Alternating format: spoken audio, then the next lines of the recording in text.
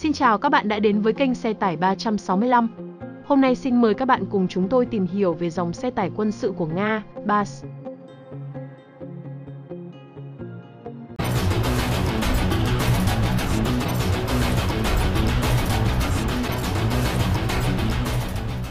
Tổ hợp tên lửa chiến lược 4K-44 Zedut là một trong 3 lá chắn phòng thủ bờ biển hiện đại nhất của Hải quân Nhân dân Việt Nam, được xem là khắc tinh tàu sân bay của Việt Nam. Bất cứ ai nhìn thấy tổ hợp tên lửa này sẽ ấn tượng với xe tải chở ống phóng tên lửa, một chiếc xe tải hệ dẫn động 8x8 rất đáng gờm.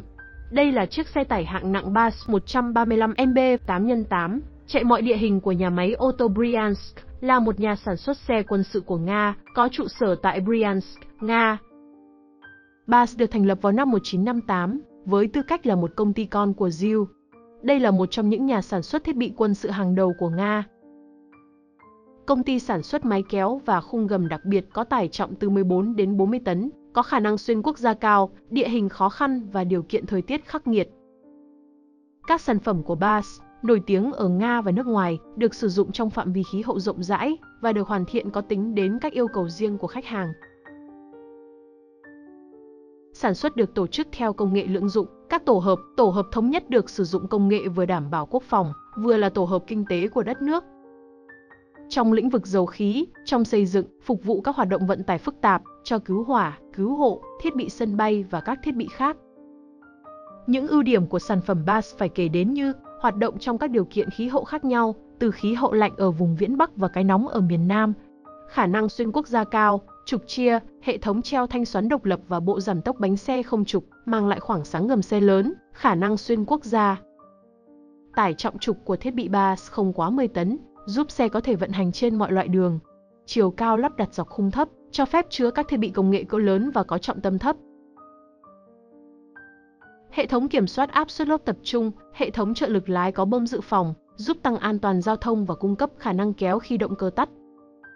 Hệ thống làm chậm động cơ bao gồm hệ thống xả, giúp tăng độ an toàn khi lái xe trên những đoạn đường dài.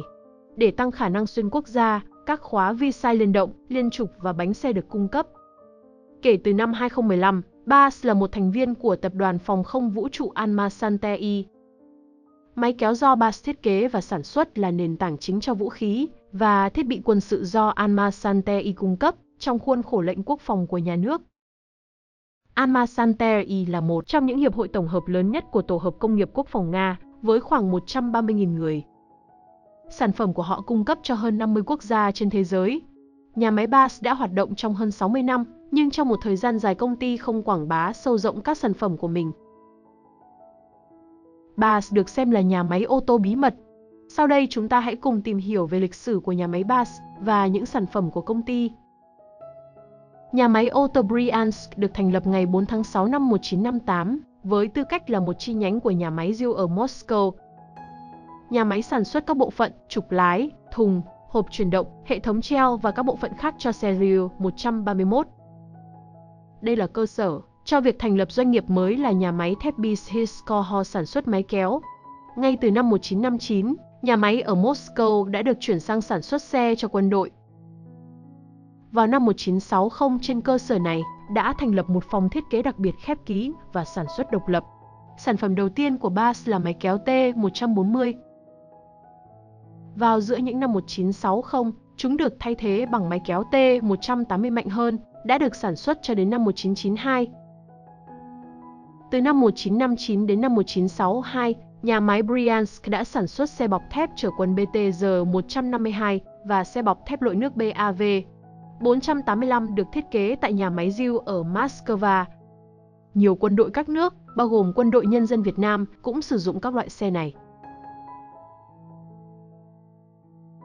Chính phòng thiết kế của nhà máy đã phát triển xe địa hình 4 trục 10 tấn BAS 930.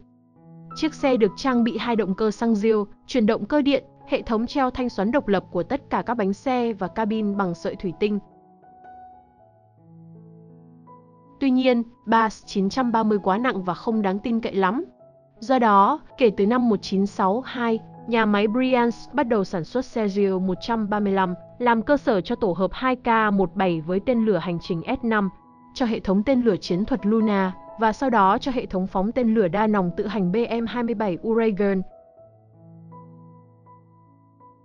Nhược điểm của các phiên bản Ju-135 đầu tiên là động cơ xăng, hệ thống treo rất cứng của tất cả các bánh xe và hệ chuyển động điện tự động, không phải là lựa chọn tốt nhất cho xe chạy mọi địa hình.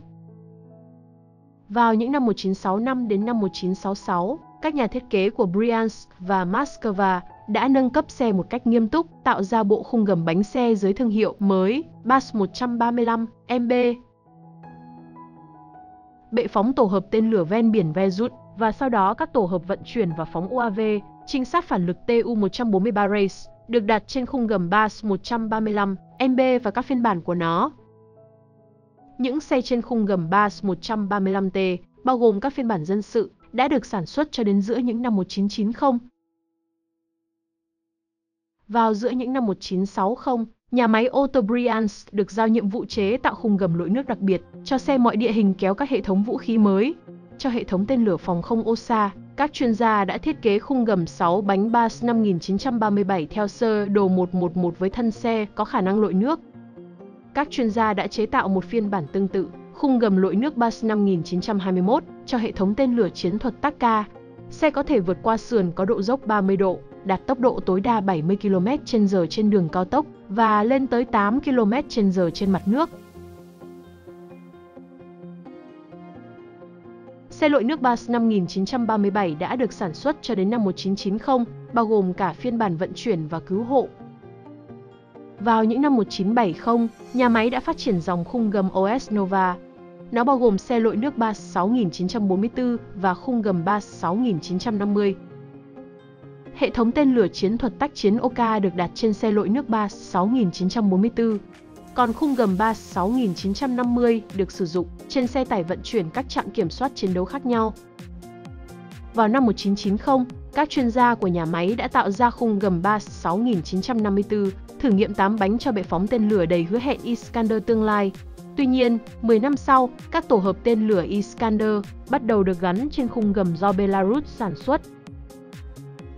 Đến cuối những năm 1980, khối lượng sản xuất xe quân sự tại BAS bắt đầu giảm và sau sự sụp đổ của Liên Xô, xí nghiệp gặp phải rủi ro. Ban quản lý và các nhà thiết kế đã cố gắng chuyển đổi sản phẩm. Vào năm 1989, nhà máy bắt đầu phát triển dòng xe thương mại 1,5 tấn. Nhưng hóa ra chúng quá đắt để sản xuất hàng loạt và không thể cạnh tranh với những chiếc xe của gia đình Gerel. Chỉ có xe ô tô cỡ nhỏ xe dọn tuyết Vizuga đã may mắn hơn. Loại xe này đã được sản xuất hàng loạt vào những năm 1993 đến năm 1997. Năm 1993, bất chấp khủng hoảng kinh tế ở Nga, các nhà thiết kế đã bắt đầu tạo ra dòng xe kéo quân sự Vosina. Đây là loại xe có tính năng kép, kết cấu của xe khác thường, cabin phía trước trục đầu tiên, đằng sau là khoang động cơ. Năm 1995, khung gầm BAS 6909 8x8 đầu tiên được chế tạo với sức tải 18 tấn. Năm 1997, mẫu đầu tiên của xe kéo BAS 6402 6x6 có khả năng kéo rơ moóc bán tải nặng tới 30 tấn. Năm 2000, các chuyên gia đã tạo ra mẫu thứ hai của xe kéo đáp ứng tất cả các yêu cầu của quân đội. BAS 6402 được cập nhật năm 2003, đã được trang bị cho quân đội với tư cách máy kéo tiêu chuẩn cho bệ phóng của các hệ thống tên lửa phòng không S-300 và S-400.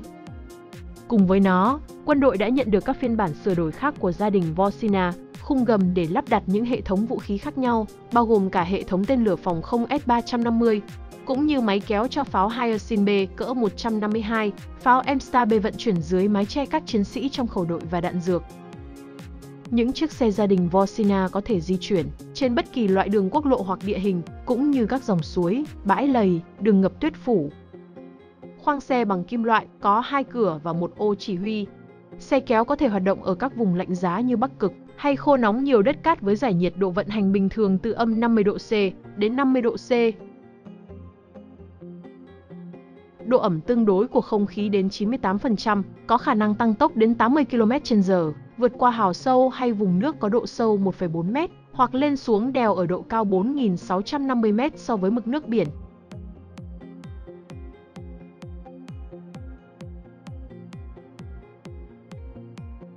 Ngày nay, các sản phẩm thế hệ thứ tư đang được lăn bánh ra khỏi dây chuyền lắp ráp của nhà máy. Khung gầm và đầu kéo của thương hiệu BAS được thiết kế để sử dụng ở các vùng khí hậu khác nhau của Nga và được hoàn thiện theo yêu cầu riêng của khách hàng. Trong phạm vi mô hình của BaaS có rất nhiều loại phục vụ cho các mục đích kinh tế quốc dân, từ 30 đến 60, khung xe 70 và 80 có thể được sản xuất theo yêu cầu của khách hàng. Có những sửa đổi với chiều rộng tổng thể tăng lên 3,1 m, cần thiết để chứa thiết bị và đảm bảo độ ổn định cao hơn của sản phẩm.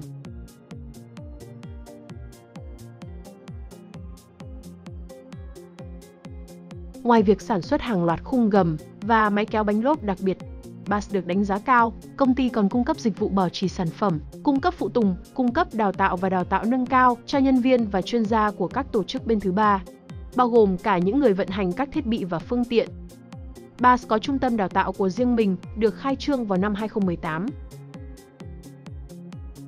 Sau khi nhà máy BaaS là một phần của tập đoàn phòng không vũ trụ Alma-Centauri, các sản phẩm của nhà máy sẽ là phương tiện vận tải cơ sở của các hệ thống phòng không đầy triển vọng của Nga.